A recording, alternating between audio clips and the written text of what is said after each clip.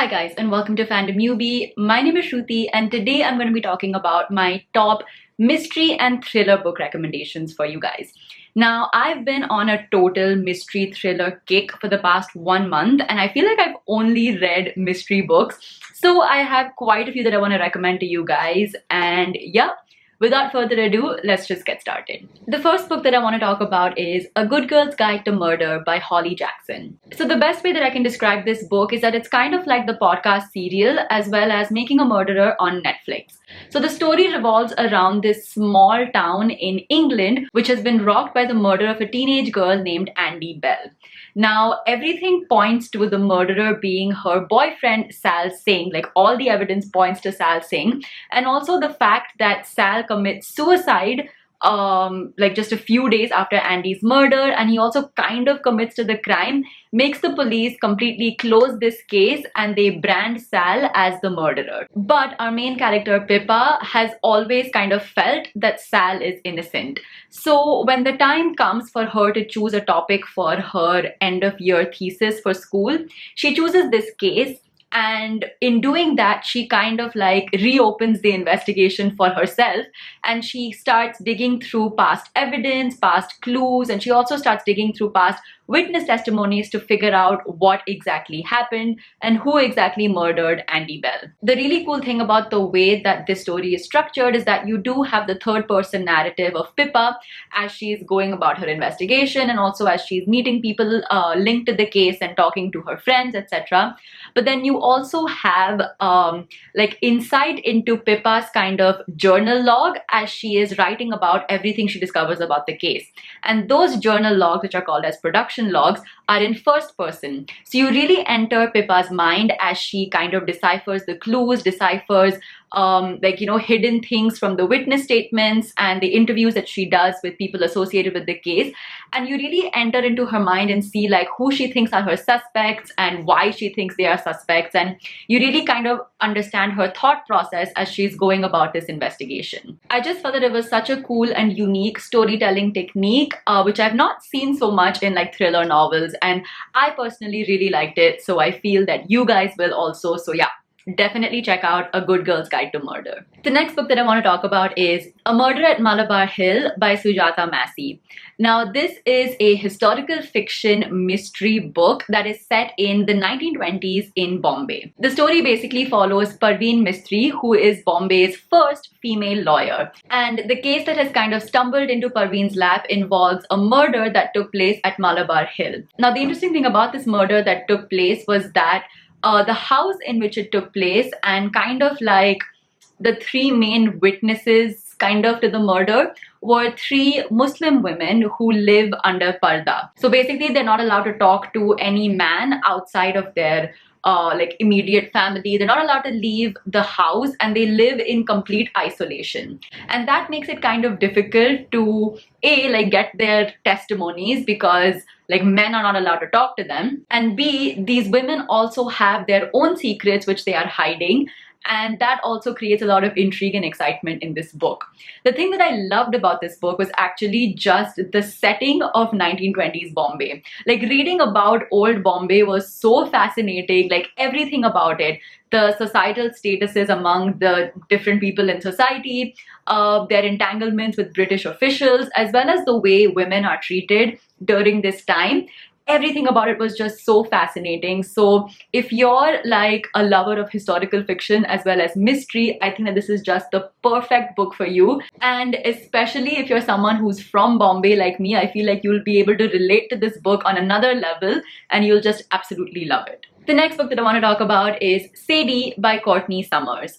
Now, this book is also kind of like the podcast serial. So the way that this book is structured is that there are two storylines. The first storyline follows our main character Sadie as she has run away from home and she's trying to hunt down her sister's killer. And the second storyline is basically told in the form of a podcast that is trying to figure out where Sadie went and whether she's still alive or what has happened to her.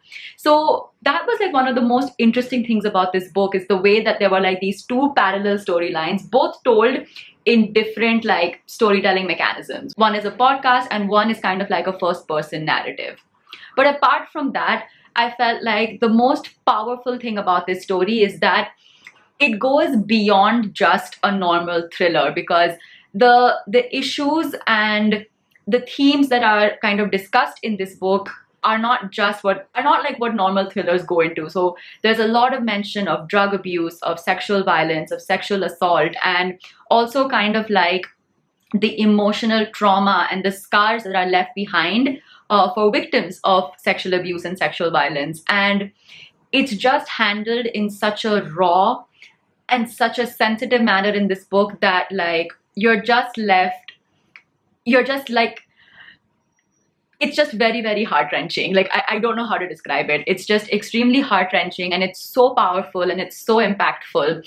And I loved that, you know, apart from this mystery and thriller aspect, the author really delves into these themes, and she does it in a very, very powerful way. Oh, I forgot to mention, listen to this book on audiobook, because I feel like the podcast aspect of this story it just is better when you listen to it rather than when you read it. I feel like the experience is heightened and it's just a whole lot better. So yeah, check out the audiobook version of Sadie rather than the normal book. Speaking of audiobooks, my next recommendation is The Coldest Case by James Patterson. This book was just absolutely entertaining. So this is basically only available in audiobook format, and it is kind of like a dramatized audiobook, which means it literally feels like you're listening to a TV show in audiobook format. And I know a lot of people don't like that, but I personally absolutely loved it. So what the story is about is that it basically follows twin detectives, Billy and Patty Harney, who are part of the Chicago Police Department. And the case that they're following is basically a string of murders that has taken place in Chicago, and it's all linked to kind of like this drug ring that is there in the city. And it's just fast-paced, it's action-packed, and it's so entertaining. The really cool thing about this audiobook is that the voice actors are phenomenal. So you have Aaron Paul from Breaking Bad, you have Kristen Ritter of Jessica Jones, you have Alexis Bledel from Gilmore Girls, and you have Natalie Emmanuel from Game of Thrones, and these are just a few of the cast members. And honestly, they have voiced these characters so well, and it was just absolutely entertaining. The icing on the cake for this one is that if you have an Audible account, then this book is absolutely free. So like, you don't have to spend any credit or you don't have to spend any money to get it. You can just download it right into your library on Audible and listen to it. The next book that I want to talk about is Murder on the Orient Express by Agatha Christie. Now, this is kind of like the second or third Agatha Christie book that I've read. I'm not sure, but I absolutely loved it and I was absolutely blown away. So this book follows Agatha Christie's main like detective character, Hercule Poirot, as he's traveling from Istanbul to Paris, I think. Yeah, I think it's Istanbul to Paris. And he's aboard the train which is called the Orient Express. And basically a murder takes place on board. Now the thing about this murder is that, like, you know, all the clues and evidence which are left behind in the compartment where the murder takes place are like really strange and misleading. So it kind of points to that there might have been more than one murderer who actually committed the crime. There's no way that the murderer could have left the compartment because the compartment was like locked from the inside. So it's just very strange. But if anyone can solve this mystery, it is Hercule Poirot. And he does. And the book kind of takes us through all of his like investigation process as he's interviewing all the people on the train and he's like trying to piece together the clues and stuff. And it was just so much fun. Plus, like, I felt myself kind of like, you know, following along, developing my own suspects of who it might be. And all of that just went out the window because the ending is just, whew. The ending is what made me give 5 out of 5 stars for this book because it was just so unexpected. Like, I did not expect that to be the ending. It was just absolutely amazing and so entertaining. Like, this is Agatha Christie at her best and I absolutely loved it. So if you want a good Agatha Christie book to like start your Agatha Christie journey, then definitely check out Murder on the Orient Express. The next book that I want to talk about is Susanna's 7 Husbands by Ruskin Bond. Now this is a novella written by Ruskin Bond which follows this extremely beautiful, enigmatic, mysterious woman named Susanna. And it basically follows her on her quest for finding true love.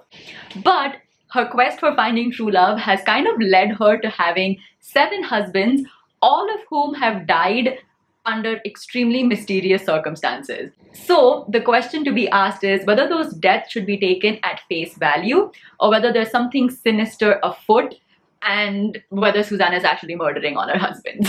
This book was just a really fun, easy to read, very like simple mystery novel that you can easily finish in 1 or 2 hours. It's like only about 80 pages, so just very quick to read, and it's very simple and straightforward. Like there's nothing like twisty or like, you know, crazy about this book. It's super straightforward, but it's also really fun and entertaining. The next book that I want to talk about is the Truly Devious series by Maureen Johnson. Now, this book series takes place in a boarding school called Ellingham Academy. And Ellingham Academy has always been shrouded in a lot of mystery and murder. So this book series kind of takes place in 2 timelines. So the first timeline is in the 1930s, where the founder of the school, Albert Ellingham's wife and daughter are like, they suddenly mysteriously disappear. Now, a few days or weeks later, his wife's body is discovered, but his daughter, Alice, is never found. So that's one timeline. The second timeline is in current day, where our main character, Stevie, she's enrolled in Ellingham Academy and she's kind of obsessed with these Ellingham murders. Like she's obsessed with the murder and disappearance of Albert Ellingham's wife and daughter, and she comes to the academy to try to solve this murder mystery. But as she's trying to solve this murder mystery and putting together like clues, again, mysterious things start happening at Ellingham Academy and like danger lurks around the corner. So basically it's like there are these like 2 mysteries that are going on in parallel, and it's just so interesting to read. Plus, like, because the story is kind of told in 2 timelines, it's just like it makes for a very interesting reading experience. The next book that I want to talk about is The Da Vinci Code by Dan Brown. Now, Dan Brown books are some of the most fast-paced and action-packed thrillers that I have ever read.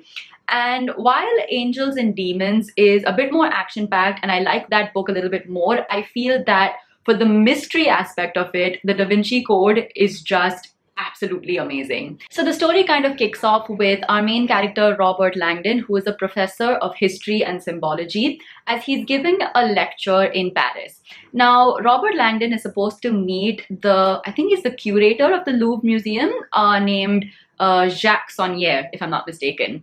But suddenly Saunière ends up dead, and Robert Langdon kind of becomes suspect number 1.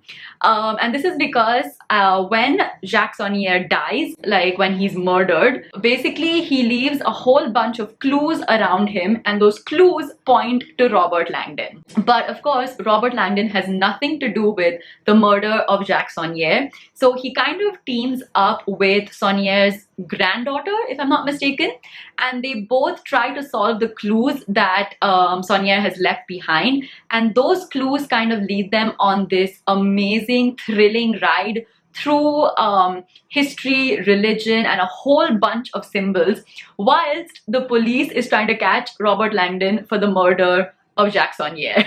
So it's just extremely fast-paced, it's extremely thrilling, and just so well written. Like all the clues and the conspiracy theories and everything that surround this murder are just absolutely well written, and everything kind of like falls in place at the end, and it's just a really fun ride. So again, if you're looking for a very action-packed, thrilling novel that deals with like conspiracy theories and secret societies and symbolism, it's just such a treat. Definitely check out Dan Brown's books, but especially The Da Vinci Code. And the last books that I want to recommend, because no thriller book recommendations video can go without mentioning this author, and that is Gillian Flynn books. Most notably, the 2 that I have read are Sharp Objects as well as Gone Girl.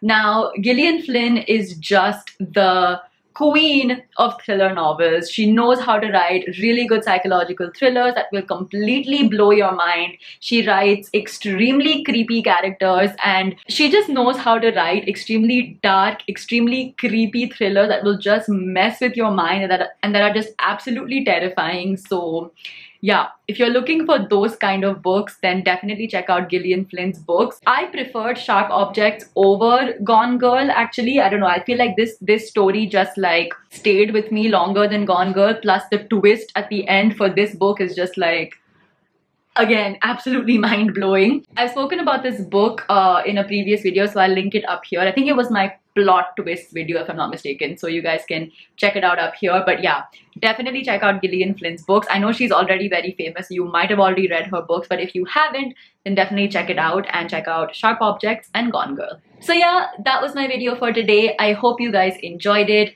If you did, give it a thumbs up. Leave a comment down below letting me know if you've read any of these books and what you guys thought about them. And also leave your recommendations for thriller mystery books down in the comments, because I absolutely love this genre and I'm always looking for good thriller books to read.